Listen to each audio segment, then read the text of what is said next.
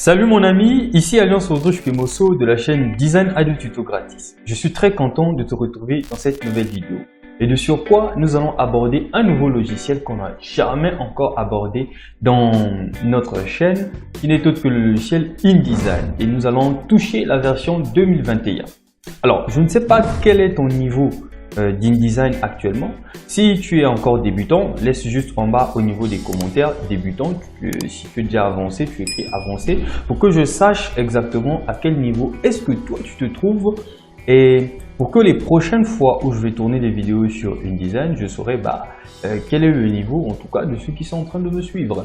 Donc sans plus tarder, tout de suite passons sur le logiciel pour réaliser cette belle affiche.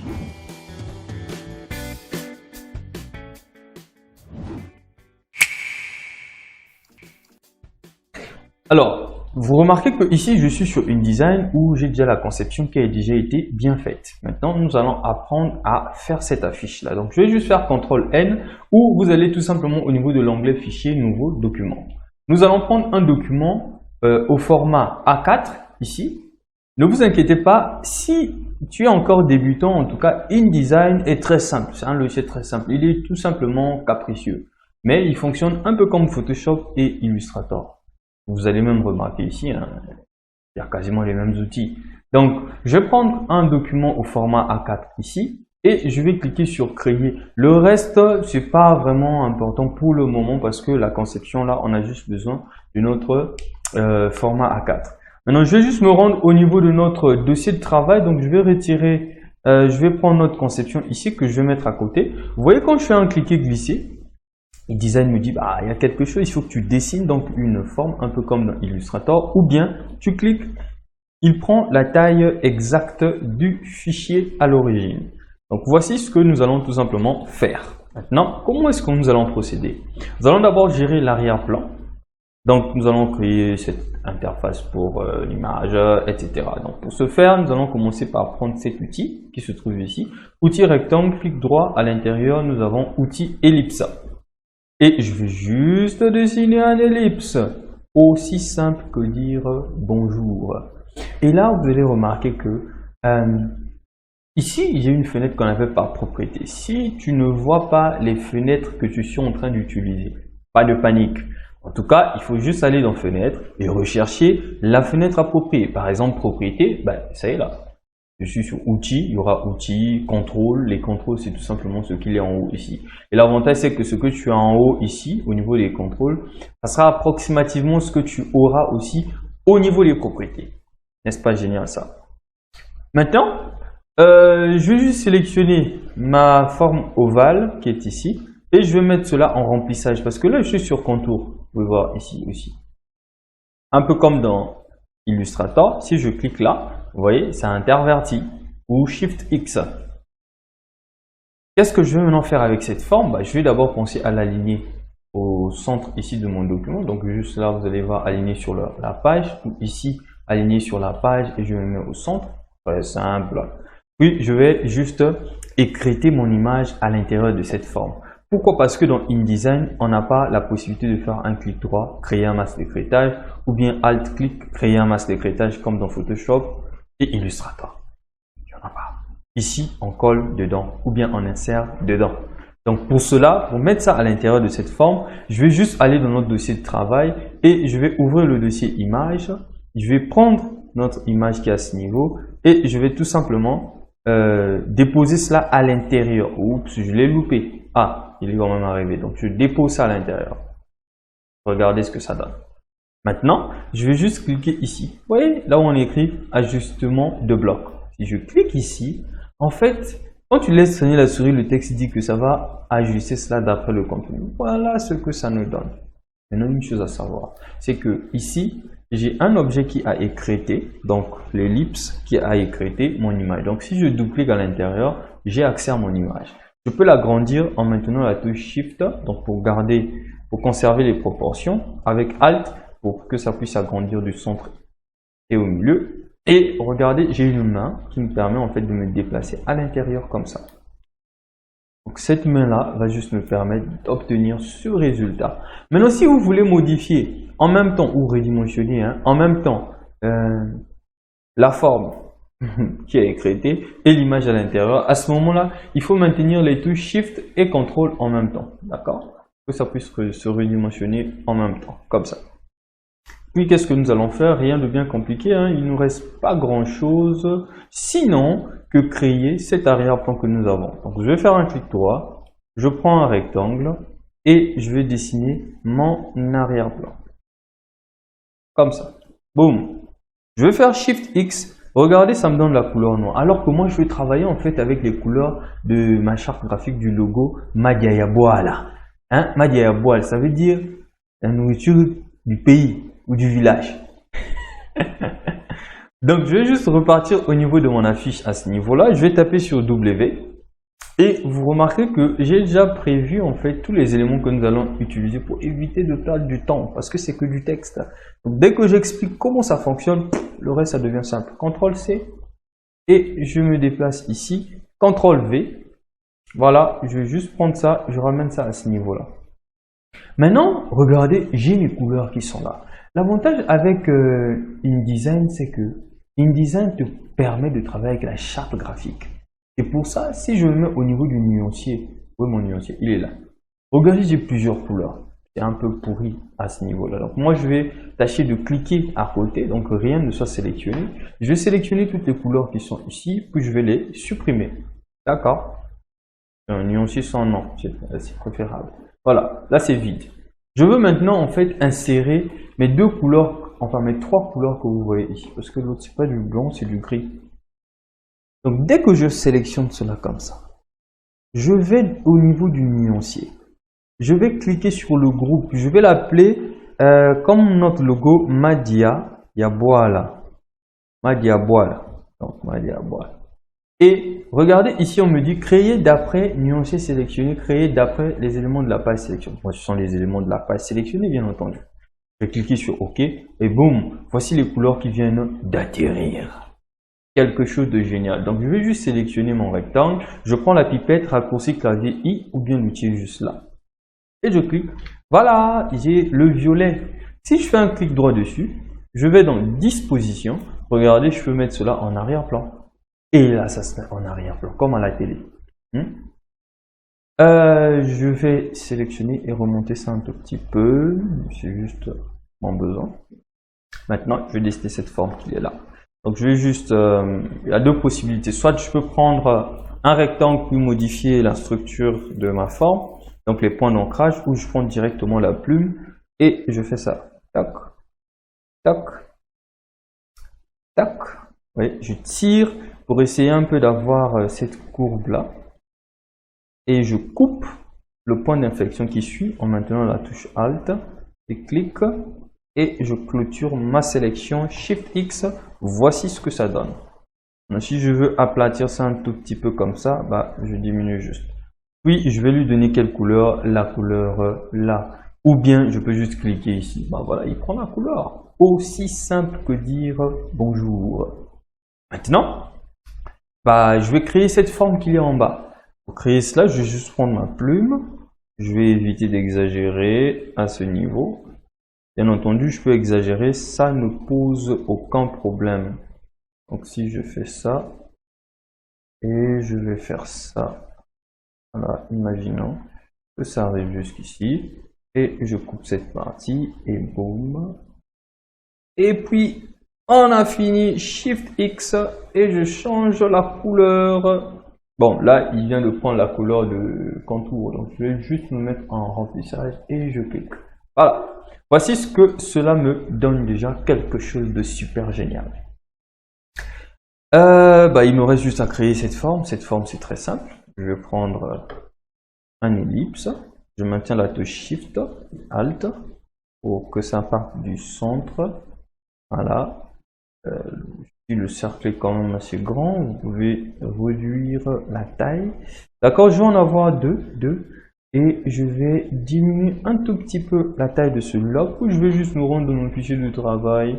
Et je vais tout simplement créer le masque à l'intérieur. Vous voyez, c'est juste un cliquer déposer. Ensuite, je clique à ce niveau. Et j'ai fini. C'est fini. Je double-clique. Et j'agrandis tout simplement mon objet à l'intérieur. Voilà. Je vais déplacer cela. jusqu'à ce qu'en fait le rang, oups, oh, le rang là va prendre en fait la taille de mon cercle, le rang de l'assiette. Voilà. Et je vais juste me déplacer un tout petit peu comme ça. Boum, voilà, le travail est fait. Bye bye, nick, c'est fini. Voilà. Et je l'aligne comme ça. Puis je sélectionne la forme qui est derrière. Je la mets en blanc. Ou je sais pas si c'est du blanc, si c'est du noir. Je vais agrandir ma forme géométrique là. Donc je fais CTRL SHIFT d'abord. Ensuite ALT pour que ça parte du centre vers l'extérieur. Voilà, là c'est bon. Maintenant, comment est-ce que je fais pour donner en fait de l'ombre à la forme qui est derrière? C'est simple, je sélectionne la forme, ensuite je vois au niveau de mes contrôles qui sont ici, je clique là. Vous voyez, ici, ça me donne une ombre. Je peux modifier l'ombre en cliquant sur FX, emporter, et là, je peux modifier par exemple l'opacité. Je peux décider aussi de modifier par exemple l'angle. Et je valide par OK. Vous voyez ce que ça me donne, quelque chose de déjà génial. Maintenant, on va continuer notre travail. Dans notre travail ici, qu'est-ce qu'il nous reste à faire? Rien de bien compliqué, on va créer cette forme géométrique qu'il y a. D'ailleurs, je crois qu'ici, il y a une ombre. Donc là, il y a une ombre, je vais créer une ombre à ce niveau. Je vais juste cliquer ici, emporter. Et vous voyez, l'ombre se met à côté, alors que c'est pas à côté que ça doit se mettre. L'ombre doit se mettre en haut, donc c'est le contraire, ça se met en haut comme ça. Puis je vais diminuer l'opacité. Voilà, je diminue l'opacité. Et voici ce que ça donne. Bien, déjà super. Qu'est-ce qu'il nous reste à faire là? C'est juste créer ce rectangle là. Donc je vais prendre un rectangle. Voilà. Vous voyez comment InDesign est très simple, mais il est juste capricieux. Voilà mon rectangle. Je vais lui dire, bah écoute, c'est bien ce que tu as fait, mais ajoute-moi un point d'ancrage ici et là. Donc je prends juste la plume, raccourci clavier P. Je me mets ici approximativement au centre, je clique, je tire pour lui donner une courbure. Je me mets aussi ici approximativement et je clique, je tire pour lui donner, oups, il n'a pas donné le point d'ancrage, je me mets ici, je clique, je tire. J'ai l'impression qu'il est en train de donner ça ailleurs. Attendez, je déplace ça vers le haut, je me mets là, je clique, je tire, là c'est bon.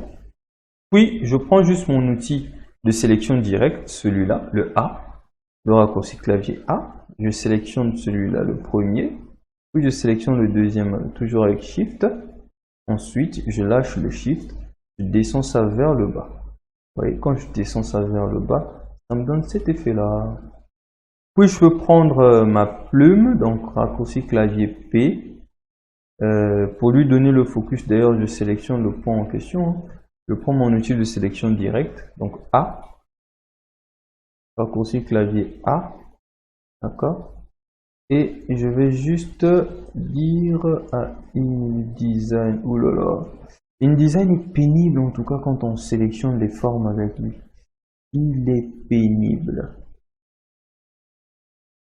Donc, je vais sélectionner celui-là. Vous voyez, je n'ai pas accès aux points d'ancrage qui sont là. Je vais juste faire un clic droit sur l'outil. Je vais prendre conversion ici.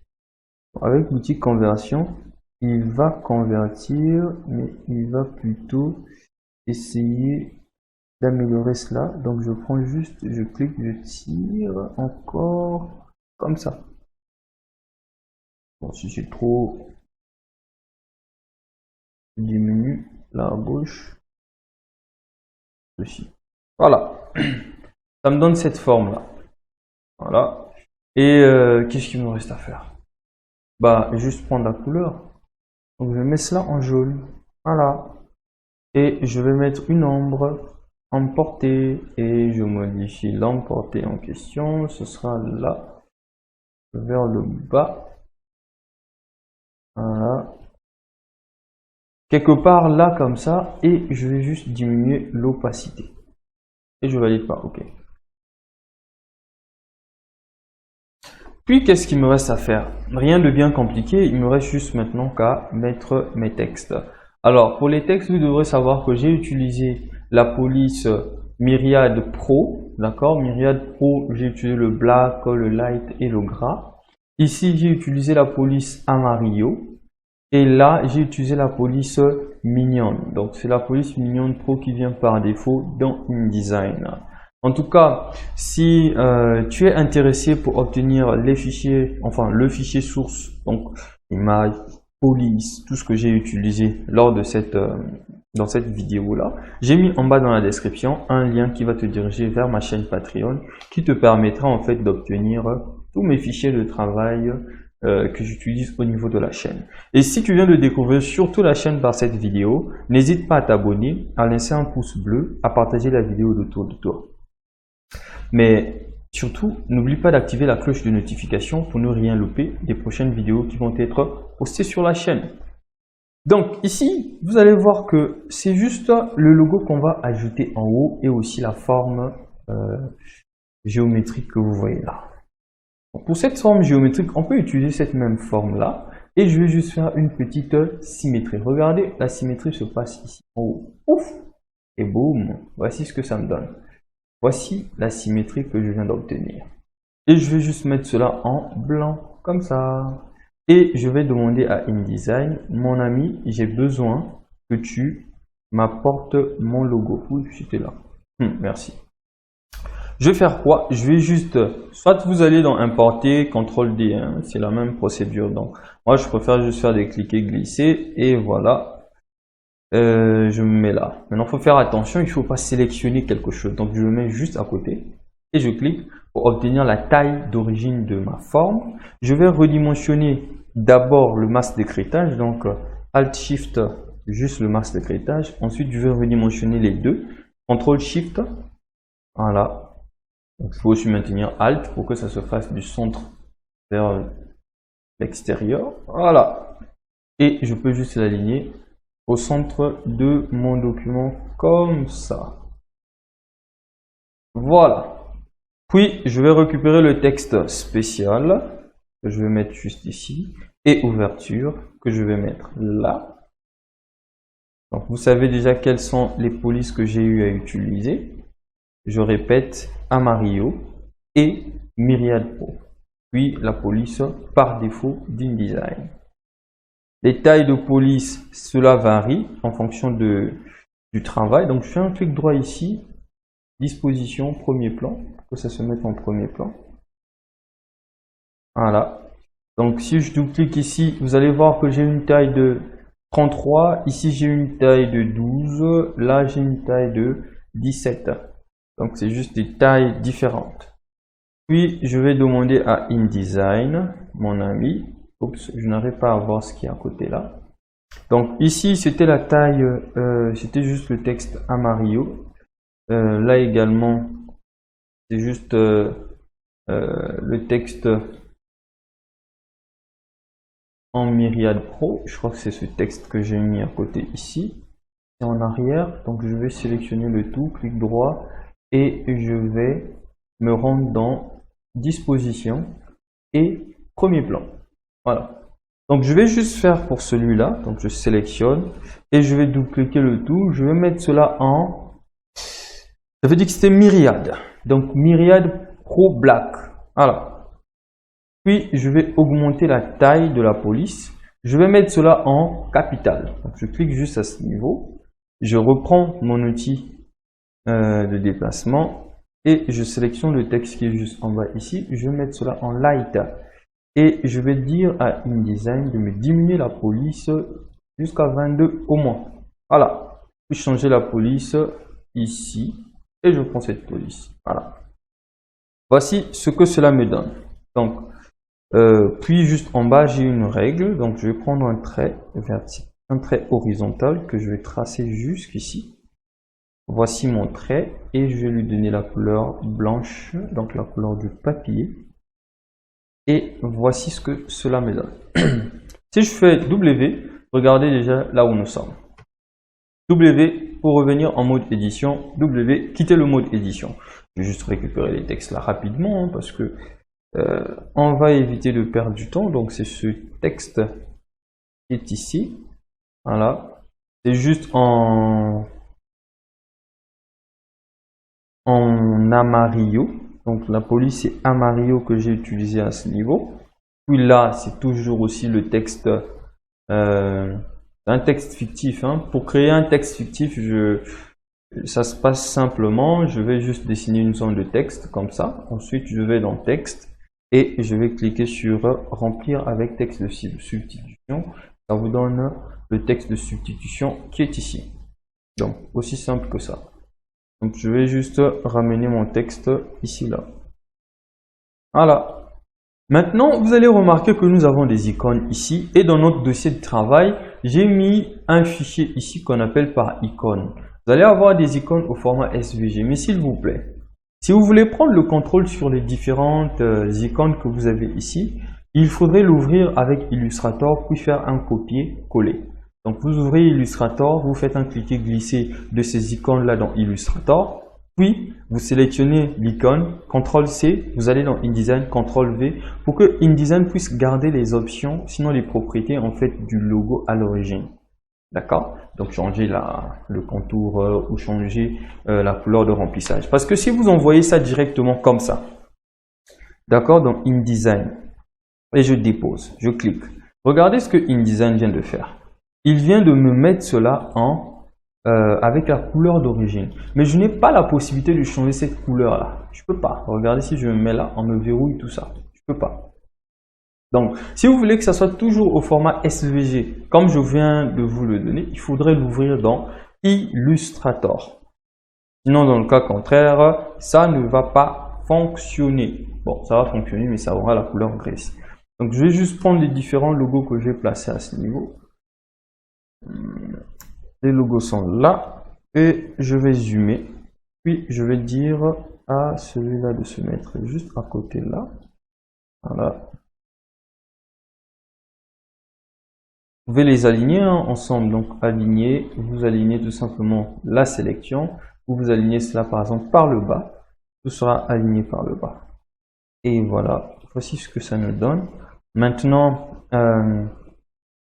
on vient de finir. En fait, on a fini quasiment tout le travail qu'on avait à faire. Ce qui nous reste à faire, c'est juste de sélectionner le tout et de créer un masque de crêtage. C'est vrai que je vous ai dit qu'il n'existe pas de masque de crêtage. Il n'y en a pas. Il n'y en a pas pour de vrai. Mais on va simuler le masque de crêtage. Donc, je vais sélectionner le tout. Je fais CTRL-G pour tout grouper, CTRL-X pour couper, pour que ça disparaisse. Ensuite, je vais dessiner un rectangle avec la taille de mon plan de travail. Puis, je vais aller dans Édition. Puis, je vais faire coller dedans. Et voilà, vous allez remarquer que tout vient de se coller à l'intérieur. Voilà, nous venons de finir la conception de notre affiche dans InDesign, complètement sur InDesign 2021. C'est une première vidéo. Si tu es encore débutant dans InDesign et que tu as du mal à t'en sortir, n'hésite pas à me laisser un petit commentaire, dire que je veux une formation sur les bases d'InDesign par exemple.